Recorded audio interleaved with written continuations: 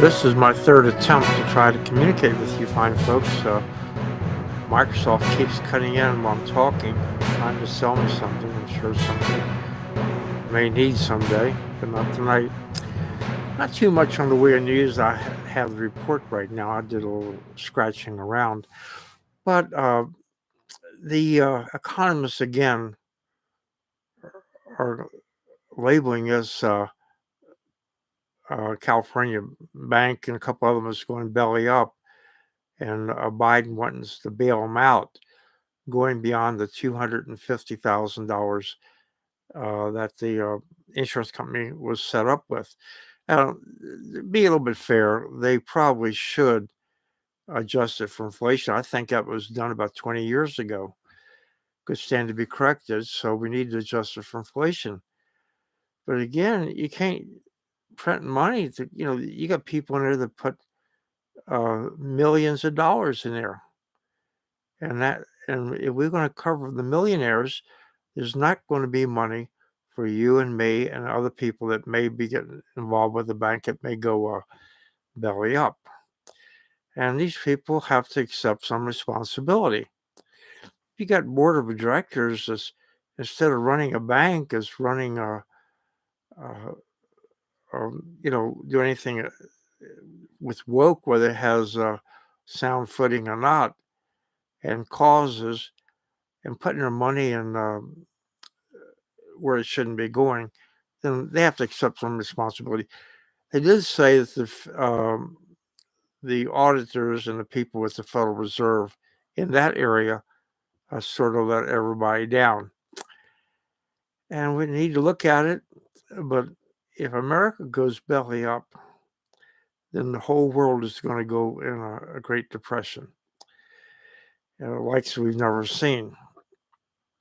So I think Congress needs to step in, or the state governors need just to file suit like he did when he was just going to give away all the money for the student loans. Congress has to do that. The president does not have that type of authority. And also, Governor of Florida has characterized the war in Ukraine as a territorial dispute. Well, real estate is always a territorial dispute.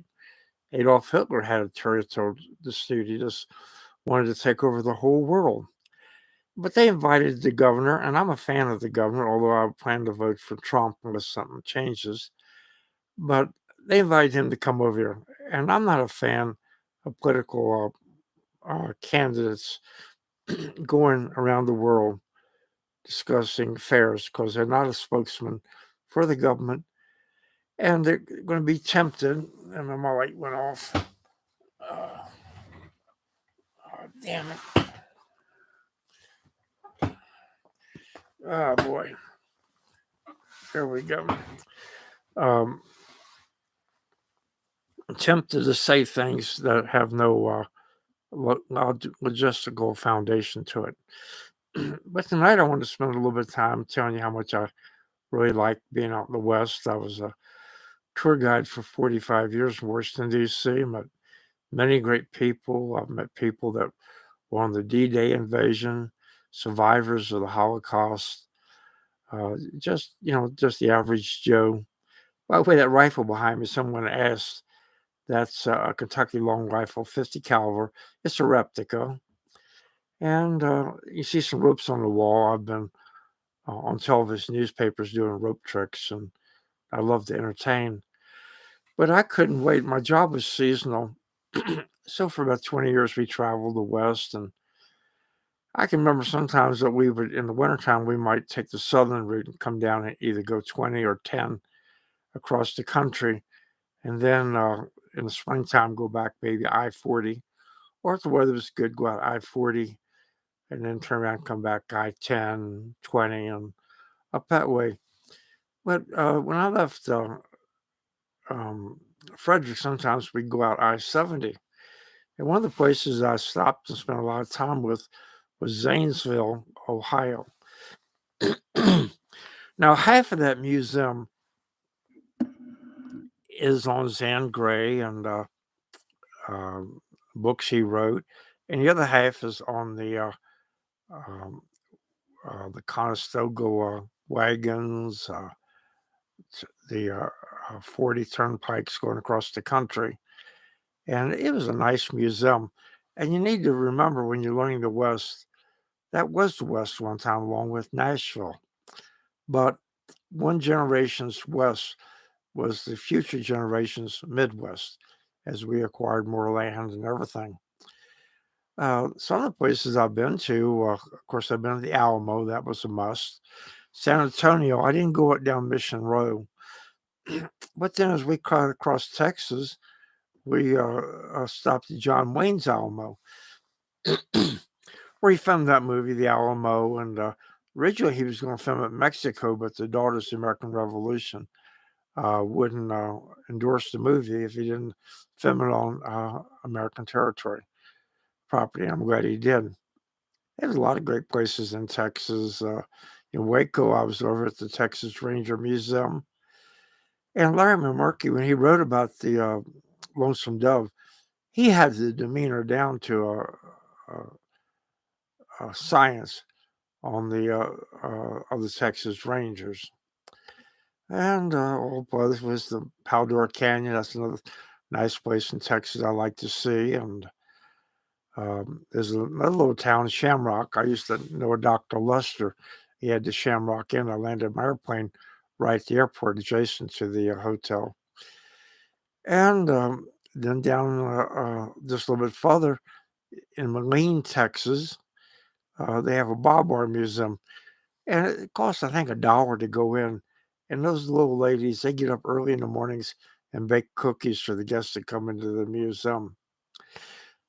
Traveling on further, the Big Tex Steakhouse in Amarillo, that's been on television. And if you eat a 72-ounce steak and all the trimmings within an hour, that's free. Now, if you can't eat it, they bag it up for you. But what it looks like a roast. It's huge. And there are some people that's actually eat 2 of them back to back. I couldn't eat one, and I wouldn't do it because it's not once you get beyond, say, 12 or 16 ounces, you're not enjoying it. And so it's not really a free steak. Now, I live in Arizona, and we have a lot of absolute places that you must go see. And of course, Tombstone, and I've been there about 30 times, and they do the reenactments of the gunfight of the OK Corral. And they got a lot of the old buildings. You can go into Birdcage Saloon. And they showed that in the movie Tombstone when they were watching the actresses and actors on stage. Also show you where the stage has 3 bullet holes in it. There was a couple actors out there in the old days. And what they would do, one guy had blanks in his gun. He would shoot at the other guy. And the other guy would have a bullet between his teeth and acting like, he caught it. Of course, that's impossible to do. But they have 3 bullet holes at the foot of the stage. And one cowboy was drunk, and he stood up, shot his gun 3 times. He says, "Catch mine." But the bullets hit the bottom of the stage, and they got the gun away from him before he had a chance to do any damage. Long Branch a saloon, I like that. A lot of good Western music, and those artists really know how to put a smile on your face. And you can go in and see um, the saloon where Morgan Earp was killed, and just a lot out there to be had. You walk up and down the boardwalks or streets. Now, another Western town I really like was Virginia City up in Nevada. And now it's cold up there. When you go up that mountain, if you got an RV, you look off the cliff, and it's like 4,000 feet if you were to go off that cliff. I know my wife kept saying my poor RV, but they have a lot of little shops. You can go shopping around, and they're very good.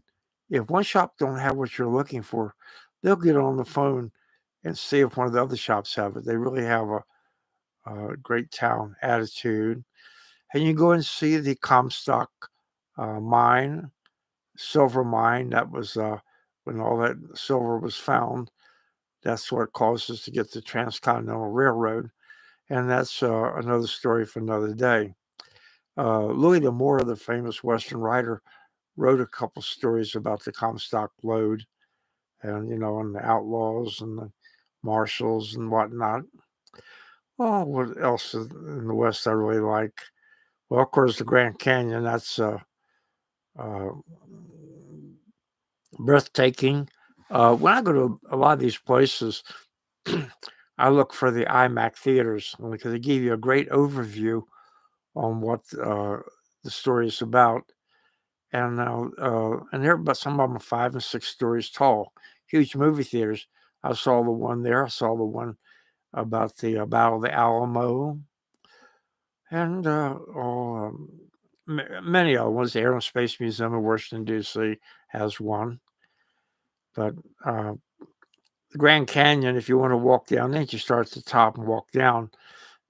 And they recommend try to make it a 2-day trip because you know it's a mile straight down if you ever drop a ball off the side. So you have to be a little bit careful. Summertime, you want to make sure you don't dehydrate. Now, I think I've talked a little bit longer than I wanted to, especially my voice is giving out. You look at my old cowboy hat. I bought it some years ago. I've been looking around everywhere to get a cowboy hat. And all these stores, I'm not going to name them, just catering to tourists. Every one of them is a black cattleman's hat. Well, I bought this black one because that's all that guy had. But, I'm not trying to be a priest or friend of Zorro. So I think I got a lead on get myself a new hat. I want to get one like Roy Rogers had. Those are very good hats. If you're entertaining people like I do sometimes, people really like them. The public really does. So until next time, Cowboy Ron saying so long and have a nice tomorrow. Thank you very much.